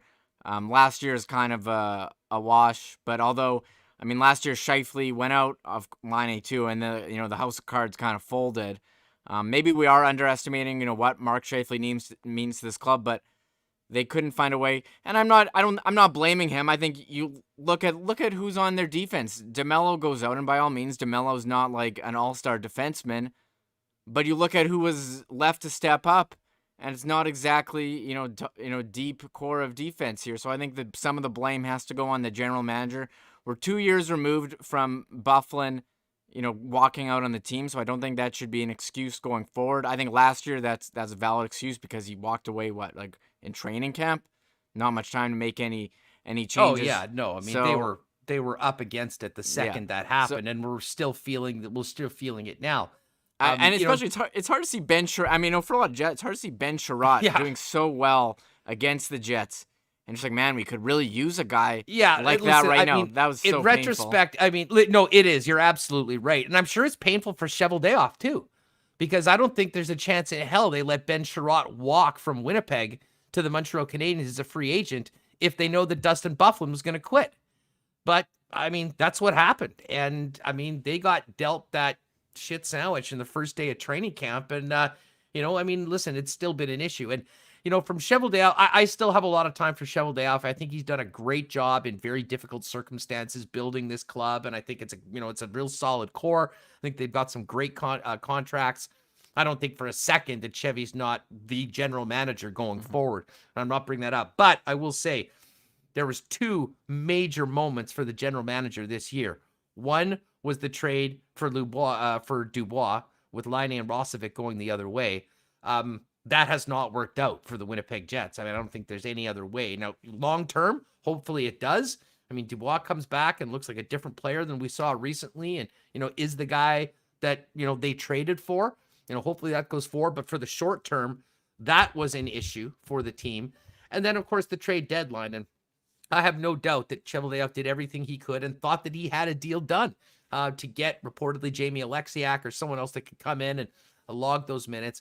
It didn't happen. I do think with the importance of the need that maybe being a bit more aggressive and getting something done earlier and not having it get right to the last minute with the potential that you could be left, holding the bag like what happened would be there. But, you learn some lessons going forward. None of that is going to really be, I think, not want to say acceptable. That needs to get fixed before next season. I mean, you can't be relying on, a 6th round Jordy Ben pickup, playing significant minutes for the playoffs, unless you're, down to your 10th defenseman or something like that. So I'm very interested to see what Cheveldayoff has to say about this. And I do think the next few weeks will be fascinating for the Winnipeg Jets as to whether they do just strictly stay the course as they have in the past, or maybe there's a recollection. And here's the thing about the whole Maurice bit.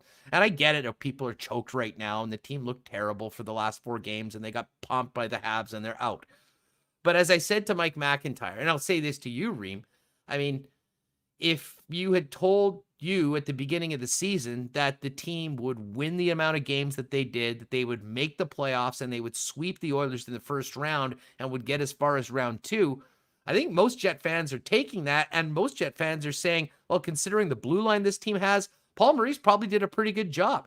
And I think at times he really did do a really good job, but I mean, there's just the massive, the highlighted areas on the schedule, the last month of the season, and then the bad taste in the mouth for everybody with the way the series against Montreal went. And I think that's why, we'll have more conversations about this. But honestly, if you told me that this is the way the season went at the start of the year, I don't think that there would be much thought of making significant changes. Yeah, I agree with you. And, I think definitely give him all the credit for the Edmonton series. But as you said, the playoffs was just kind of the same way the season went. And at times you felt like the team should be way better than it was. And I know they did have the Scheifele injury. And I know they had the DeMello injury.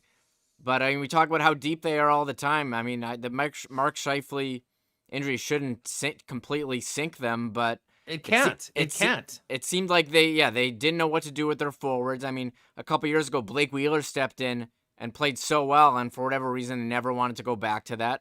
The power play, Scheifele has been a focal point of there. They really didn't know, who to put where. I saw, Connor moving around wherever. I mean, Nikolai Ehlers, he's, clearly their most, dynamic forward, although maybe it is Scheifele, but he's not getting power play 2 time. That needs to be fixed. I think going into next year, they got to find a way to get him more ice time. So that's another thing we'll have to look at going into next season. There are a number of items, of course. Stastny, Perreault. What do you do with them? Do they come back on reduced salaries, or do you move on? But I think, Mike brought this up as well. I mean, you're looking so hard, the future. I mean, you're not playing Heinola to get that additional year of control. At what point are you just like, hey, we need to go and win now, and you trade Heinola or Samberg to get someone who can come in the lineup? Are you going to really go in there next year with 2 rookies on defense? If, does Pullman walk, Forbort walks? Who else now? Pionk, he's an RFA. What's he going to get? Somewhere in the neighborhood of $5.5 million? I don't know. And, of course, the expansion draft. Who are you protecting? Who are you exposing? Morrissey's got this long contract for a lot of money. Do you just expose him and be like, hey, if they take him, it'll save us, give us some more flexibility? I mean, no offense to Josh Morrissey, great guy. He's making a lot of money. And he's shown when he's not with Dylan DeMello, it's really tough. Although I know he's playing, number 1 minutes with Pullman. I think that's going to be tough for anyone. But still, I mean, his numbers this year, he struggled a lot unless he was playing with DeMello there in that Edmonton series. Okay, here's an interesting comment from Partisan Paul. Don't agree, Huss. If Maurice was a player, he'd be barely above replacement. He couldn't take that loaded 2018 to the finals. What makes you think he'll do better in the future? Well, listen, I'm not here stumping for it. I mean, as I said, I'm actually saying that I think that, I think there's a real possibility that, they, kind of come to, a bit of an understanding that maybe this time has run its course. I mean, they have guarded it. Now, listen, it's so hard to win in the National Hockey League, like not winning a cup, and we can talk about that 28 team and how good that they were. Listen, they finished 2nd overall. They beat the number 1 team in the 2nd round of the playoffs and lost to a good Vegas team when they sort of ran out of gas in that 3rd round. To me, what's been concerning is the last couple of years. I mean, the 2019 season still sticks in my craw. I mean, you're around first place in the league midway through the season. A disastrous second half that led to the first round series against St. Louis. And then, It'd be interesting to compare that garbage bag day to what we hear tomorrow from the hockey club, because I don't think the team was in a good place at that point. I think team-wise, I think they actually are in a much better spot as far as a group, but that didn't manifest itself on the ice. Listen, I'm totally here for the coaching discussion because I think Paul Maurice has been given, incredible amount of time here with this team. And I think he's done a lot of really good things. I mean, I think the development, and we talk a lot about a lot of those young players and Billy Hanel and whatnot. Let's look at the young players that on Paul Maurice's watch have turned into stars in this league. And there's a number of them, with the Winnipeg Jets. Still not happy personally the way things went with Patrick Laine, but I think there's a lot more to it than, anything to do with just the coach. But listen, I think the organization has to really evaluate this. And it doesn't matter. I mean, I could be the biggest Maurice fan in the world.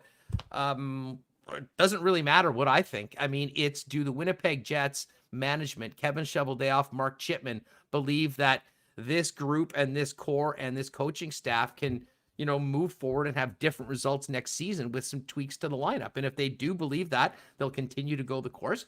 But I do think that considering the way this season went, the last month of the season, and especially the way it ended against the Montreal Canadiens, that I think there'll be some long discussions on both sides as to where they want to go from here. And, as I said, I don't believe for a second that Paul Maurice ever just gets fired by the Winnipeg Jets. I mean, I think that if anything, if they made the decision that it's time for a new coach, I think he's got a job here, and I think he works within the organization along with Mark Chipman and Kevin Cheveldayoff in some role going forward, even if there is a new bench boss in town. But the fact of the jobs that are available in and around the National Hockey League, and you still hear the respect that the players have for him. I still think about what Paul Stastny said on Game 1000 about, Maurice and the way he prepares. And let's face it, a week ago, we were talking about, or at least I was, about the job that they did and getting back to where they needed to be and dispatching the Oilers in 4 games. So, listen, there's a lot of topics to get to. There's a lot of truth of all of it. And there's a lot of tough questions, I think, when you lose the way that they did. However, if you take away the bad taste in the mouth from round number 2 and think about the season compared to your expectations, I think the Jets probably exceeded or at least met the expectations of most fans. And if that's the case, is that really the time that you're making a big change on the coach?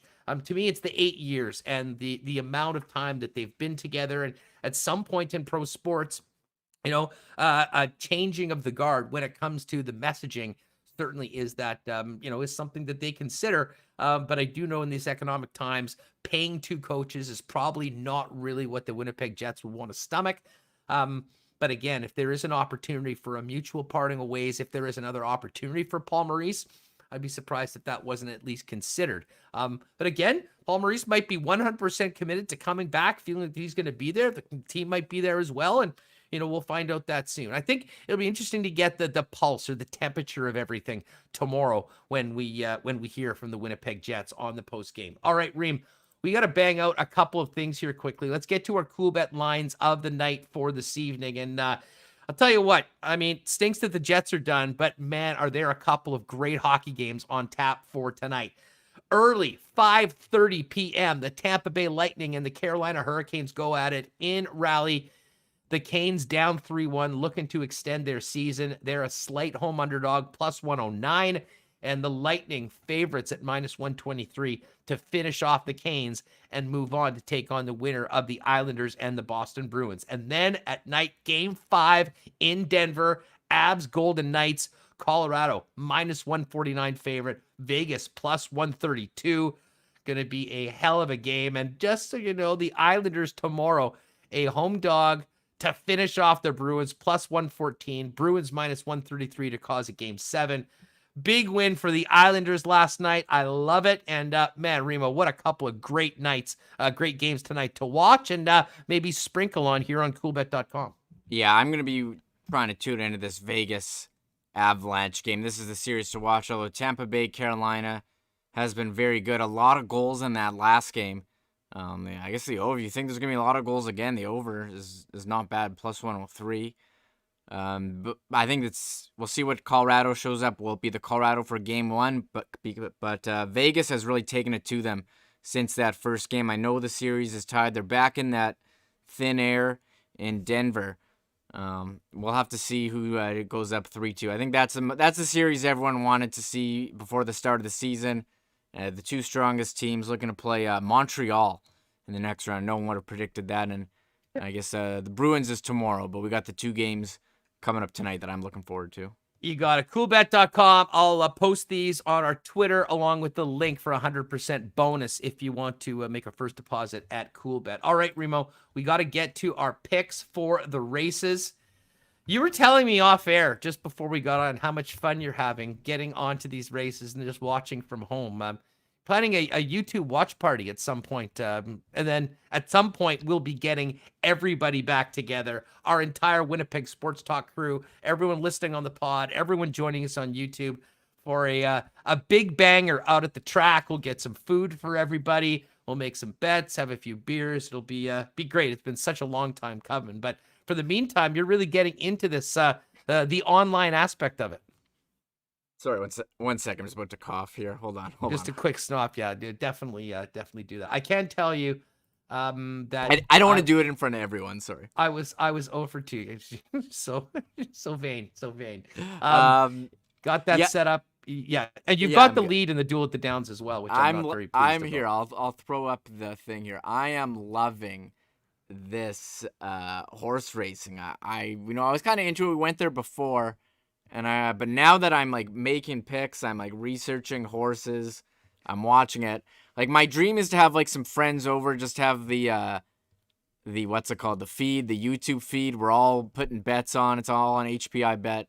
And again, I guess you can do that anytime. Hey, you have some buddies over, you know what's going on. Hey, let's throw an HPI Bet and bet on some rando horse races. Hell, you could even do it now by getting a little Zoom link with a few guys in there and everyone firing it up and kind of, we're finding ways of kind of getting and hanging out together even without being in. So we should do that. We should do that at some point. A little special Winnipeg Sports Talk stream for one of the nights of live racing with everyone hanging out with us. Just like hang out, put the hockey game on, whatever hockey game, but also have HPI Bet on at the Downs and just have a couple of drinks and talk about horse racing because I'm so into this horse racing. It's so much fun. So okay, you're the leader right now. I actually do have to, I'm on in Ottawa in about 10 minutes with AJ. Oh, shit. So okay. I meant to tell you that before. I figured we'd done by 3, but with so much going on, we did go a little bit long today. But fill us in on where you're going with your selections for tonight, Mr. Remis. I wrote them down. So, okay, race 3. I will bring it up. Race 3. I have a triactor box. That means the horses that I have in any order. $1, so that's 6 bets. Horse 1, 2. This isn't the right track that I'm looking at. Sorry. Let me go to Assiniboia. Here, race 3. I have 1, 2, 3 in any order. There's only 5 horses in this race, but maybe it's a gimme. So Red Esther, Midnight Salute, and Pucker. Is that who I bet? Apparently it is. Hopefully that worked out. Race 6, I got a $10 Quinella on 3 and 8. Let's see who we got here. Call the Cops. Yes, I'm very on Call the Cops. If you want to bet on Call the Cops to win, that is a good one. And 8 is Not Afraid. I like those two. And my last one is race 7. $4 on horse 5, and that is You Should Talk is the name of that horse. So those are my picks. All right, here, and I didn't give these before if you want to just jot them down or whatever. I'm going straight to race 1 and trying to get a winner right out of the gate. Kayla Pizarro riding Master Juba is horse number 1. Master Juba, I wonder if that's named after the former mayor of Winnipeg. We'll have to ask Darren that at some point. Anyways, I'm going $9 to win on Master Juba right out of the gate. Then moving on to race 4, and I'm going a little triactor box as well, taking 3 horses. Number 2, Dazzling Gold. Number 3, Sesame. And number 6, Lulu's Lightning.